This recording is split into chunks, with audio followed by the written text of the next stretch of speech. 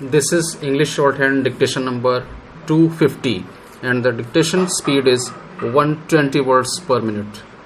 Ready? Start.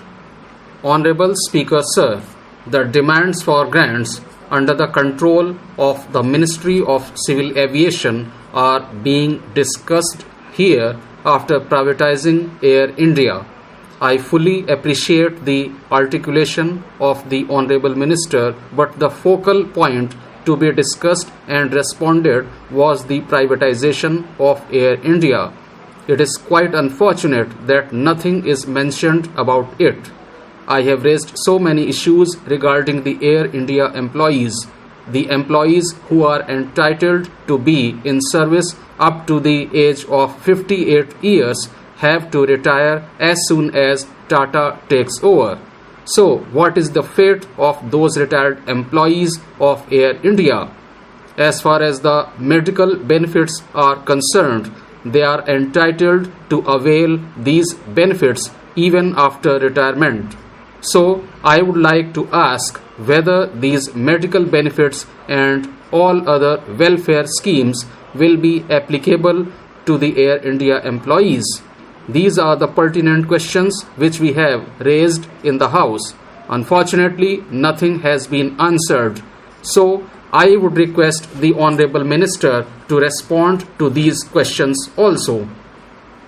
Honorable Chairman Sir, handloom and handicraft products have a significant contribution in our economy.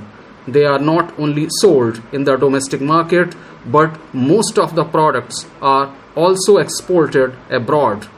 Handloom sector is known for providing employment in rural areas. It is next only to the agriculture sector.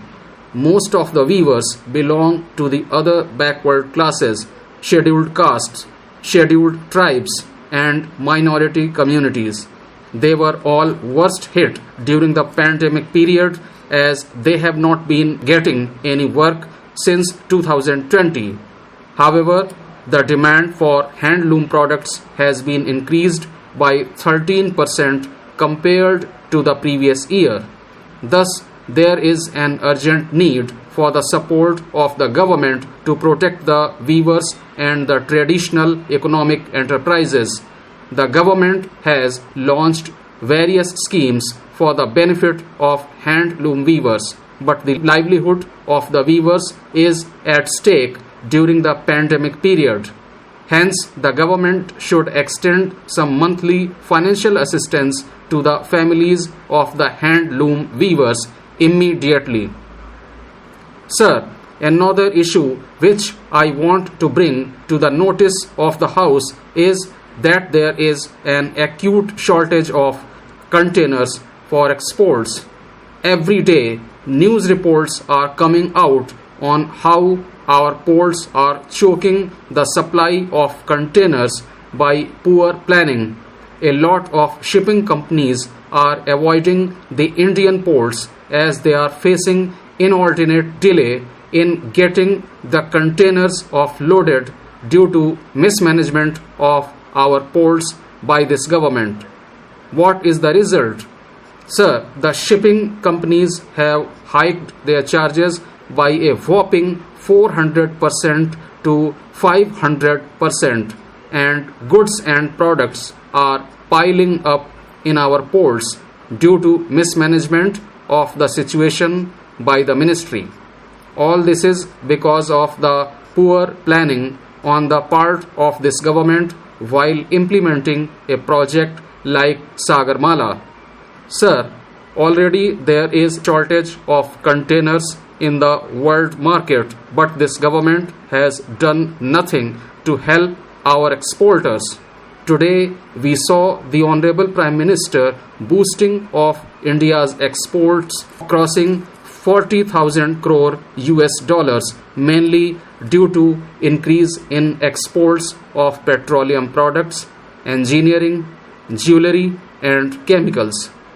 But why is this government silent about those sectors which are facing an unprecedented crisis due to the COVID-19?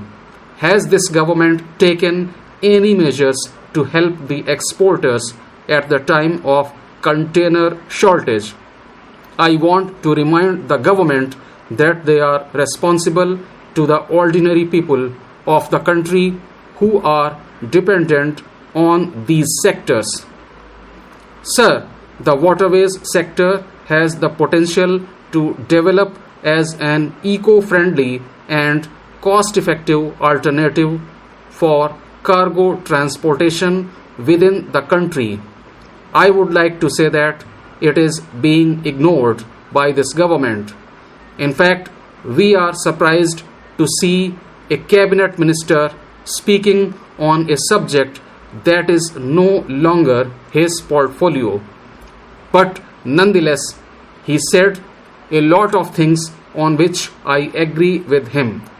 In fact, ships carry 90% of the world's goods across the globe, and in India's case, it is even more because 95% of the volume of cargo comes to our country by shipping.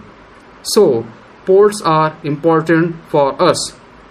We have one of the most impressive coastlines in the world, and we should have developed our ports in a very significant way. I am sorry to say that we have not yet done so. I would like to know why the ministry has continuously underutilized the resources that were given to it by this parliament. For the last 3 years, we have been witnessing underutilization of resources. I would like to say that despite India's economic growth and all the prospects of the vast majority of the container ships coming to India, we are not getting them because our ports are not good enough. Our country lacks a major port near the international sea routes to handle large container vessels. This has also given China tremendous power in the Indian Ocean. I would urge the minister to ensure that he remedies the underutilization of funds in these key ministries. Finally, I had mentioned in Parliament during the question hour that there are some very important legal instruments internationally that India is overdue in ratifying. I hope that he will do that. I also want to stress that there has to be a new legislative framework for the port sector. There have been a number of concerns expressed, and I would urge that the minister will treat these matters with a vision to make India a land of major ports of great significance. Sir, the One Nation, One Ration Card scheme has brought about a big change in the country. The government of West Bengal did not participate in this program in the beginning, but later, due to a verdict of the Supreme Court, it was compelled to be a part of this program. After this, more than 1.5 crore ration cards have been deactivated in West Bengal, and so far 50 lakh ration cards have been declared as rejected. There is an apprehension that this number will increase in future.